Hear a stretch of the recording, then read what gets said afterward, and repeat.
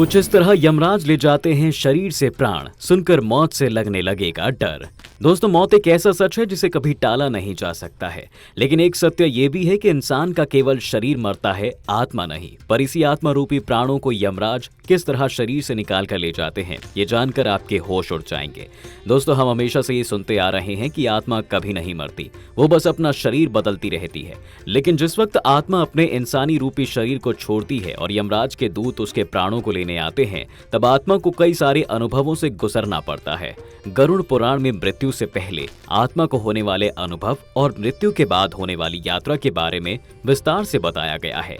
दोस्तों, शरीर से प्राण निकलने से पहले मरने वाले को अजीब से अनुभवों और पीड़ा से गुजरना पड़ता है। उसे अपने इस जन्म के सभी पाप और बुरे कर्म बस कुछ ही सेकंड्स में नजर आने लग जाते हैं, जिससे उसे बिल्कुल उसे पीड़ा से गुजरना पड़ता है जो उसे नर्क में जाकर मिलने वाली होती है। लेकिन अब आत्मा व्यक्ति के शरीर से निकल जाती है तो वो काफी देर तक अचेत अवस्था में रहती है। शरीर से निकलने के बाद उसे काफी देर तक तो इस बात का एहसास ही नहीं होता कि वो अपने सांसारिक शरीर को अब छोड़ चुकी है। आत्मा काफी समय तक बिल्कुल वैसे ही व्यवहार करती रहती है जैसे शरीर में रहते हुए कर रही होती है।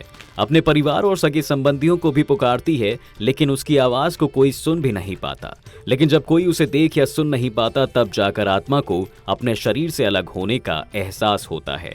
फिर जब वो अपने मृत शरीर को देखती है तो उसे अत्यंत दुख होता है। सालों तक उस शरीर और परिवार के साथ रहने की वजह से उसे इन सभी से बेहद लगाव हो जाता है और वो सांसारिक मोहमाया से घिर चुकी होती हैं।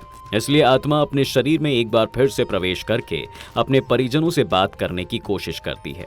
जिस वक्त आत्मा अपने शरीर में फिर से प्रवेश करने की कोशिश करती है, तब उसे यमदूत ऐसा करने से रोक देते हैं। उसे ये एहसास दिलाते हैं कि अब आत्मा का इस शरीर और इससे जुड़े लोगों से संबंध अब खत्म हो चुका है। लेकिन आत्मा को ये बात समझने के लिए काफी समय लगता है। उसके परिजन जब ये बात जान लेते हैं कि वो व्यक्ति मर चुका है, तो वो रोने बिलखने लगते हैं। अपने परिजनों को दुखी देखकर आत्मा को भी अत्यंत दुख होता है, तो वो अपने जीवन में किए गए बुरे कर्मों का पछतावा भी करती है। वो जानती है कि अब उसे इन्हीं बुरे कर्मों की सजा भी भुगतनी होगी। लेकिन जब वो देखती है कि उसके परिजन उसकी सांसारिक काया यानी कि उसके शरीर को जलाने जा रहे हैं, तब आत्मा के मोह का बंधन भी इस दुनिया से धीरे धीरे कम होकर टूटने लगता है। और तब यमदूत उसे कहते हैं कि तुम्हारे इस जन्म की कहानी यहाँ पूरी हुई, अब तुम्हें यमलोक चलना होगा। जिसके बाद आत्मा यमदूतों के साथ यम मार्ग की ओर चल पड़ती है। कुछ ही समय में आत्मा मृत्यु लोक की सीमा को पार कर लेती है और एक ऐसे मार्ग में पहुंच जाती है जहां पर ना तो सूर्य की रोशनी पहुंच रही होती है और ना ही चांद की चांदनी। वहां उस लोक में चारों तरफ घोर अंधेरा पसरा हुआ होता है, जहां पर आत्मा कुछ समय तक विश्राम करती है। इसके बाद में उस आत्मा को यमराज की अदालत में ले जाया जाता है, जहां चित्रगुप्त के पास उसके समस्त कर्मों का लेखा जोखा मौजूद होता है। इसी के अनुसार फिर उस आत्मा को इसके पापों के अनुसार दंड दिया जाता है।